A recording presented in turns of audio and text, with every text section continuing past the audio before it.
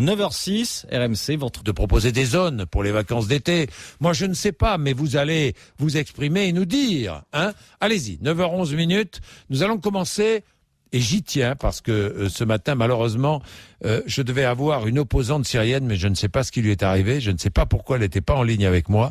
Elle devait être à 7h40 notre invitée. Elle s'appelle Lama Atassi. C'est une figure de l'opposition syrienne. On devait parler de ce qui se passe dans son pays. Eh bien, Stéphane est d'origine syrienne. Sa famille est là-bas.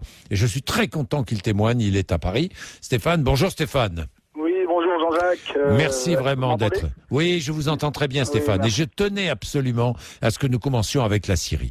Votre famille est là-bas. Oui, hein. Exactement. À quel endroit? À Damas? À Damas, Stéphane? Non, en fait, nous sommes originaires de Hama, justement, la ville dont vous parliez, justement. Alors, juste une petite parenthèse concernant Hama. Il y avait, paraît-il, 500 000 personnes vendredi dans les rues d'Hama. Hama, c'est une grande ville, Stéphane? Non, justement, c'est ce que je trouve assez aberrant, puisque la ville représente en tout, avec ses banlieues, 500 000 personnes. Donc comment peuvent sortir 500 000 personnes dans les rues? Venues de partout, Stéphane. Venues de partout, c'est-à-dire, je vous dis que Hama et sa banlieue représentent 500 000 personnes. Oui. C'est une petite ville, à peu près la 5e ville de Syrie. Il y a eu en effet des manifestants qui sont sortis le vendredi, et qui représente à peu près 10 à 20 000 personnes. Pour vous, il n'y a eu que 10 à 20 000 manifestants? Exactement, 10 à 20 000 personnes qui se sont agglomérées au niveau de la place qu'on appelle Saht el-Arafi, ça veut dire la place du fleuve Oronte, oui. Et qui s'agglomèrent ici tous les vendredis en sortant de la mosquée. Voilà, et donc je voudrais témoigner aussi justement de l'impuissance face à ce qu'on peut entendre un peu tout et n'importe quoi sur la Syrie, à savoir que, certes, il y a des manifestations, mais cela ne représente absolument pas la majorité de la population. Pourquoi montrer à tout prix des vidéos prises sur un portable représentant à peine une centaine ou voire 500 personnes, en occultant à côté des millions de personnes en soutien à la Syrie, notamment en France et partout dans le monde. En soutien au président Bachar al-Assad. Au président et à la Syrie, en particulier à la Syrie. Non, mais attendez. Ce n'est pas que pour le président. Cessez de faire des amalgames. Je suis désolé, il y a des amalgames partout dans tous les journaux. Mais s'il y avait peu, Stéphane, pardonnez-moi. Mais à la Syrie. Moi, je vous dis, ma mère revient de Syrie il y a 2 semaines, elle est revenue. Elle est revenue presque en fuite parce qu'elle a reçu des menaces de mort, parce qu'elle refusait de soutenir ces gens-là. Je suis désolé. En Syrie, aujourd'hui, il y a des bandes armées qui viennent terroriser la population. Ils les terrorisent. On a menacé de brûler notre maison sous prétexte qu'on ne participait pas assez activement aux manifestations. Alors je suis désolé, je veux rétablir la vérité. Il y a eu des morts, certes il y a eu des bavures policières. Ça c'est un fait indéniable. Mais oubliez pas de dire qu'il y a aussi des gens qui ont attaqué des policiers, notamment dans ma ville de Hama où j'étais très choqué de voir un policier pendu et mutilé après sa mort. La vidéo est disponible sur YouTube. Et les gens ne s'en cachent pas. Il y a des gens qui meurent tous les jours de ces bandes armées, qui veulent à tout prix foutre le chaos en Syrie. Je suis désolé, cela ne représente pas du tout la majorité de la population. Et la majorité de la population est contre ce chaos. Mais Stéphane,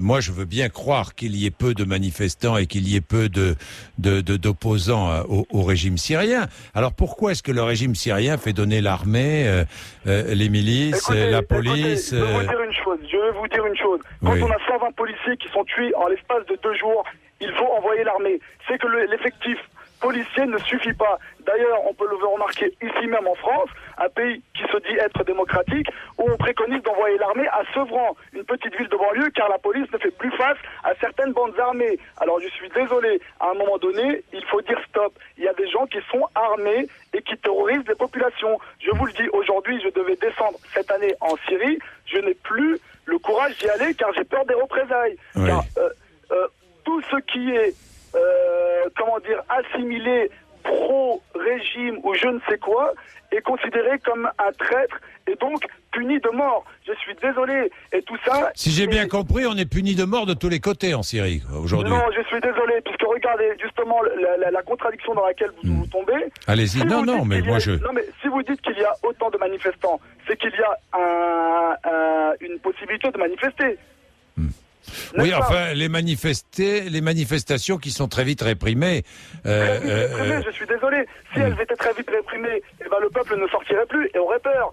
Je suis désolé. Quand on attaque un policier, écoutez, dans n'importe quel pays au monde, lorsqu'on attaque un policier, il faut s'attendre à des représailles. Le policier ou l'armée ou qui que ce soit qui représente l'État est un endroit sacré. Peu importe le régime ou qui que ce soit, quel pays, on ne peut attaquer impunément un lieu appartenant au droit, au bien commun. Tout simplement. Aujourd'hui, comme je vous dis, il y a des gens, nous, en Syrie, certes, il y a un régime qui dure depuis 40 ans. Je suis d'accord, il dure depuis 40 ans. Un régime qu'on se transmet de père en fils. Qu'on se transmet.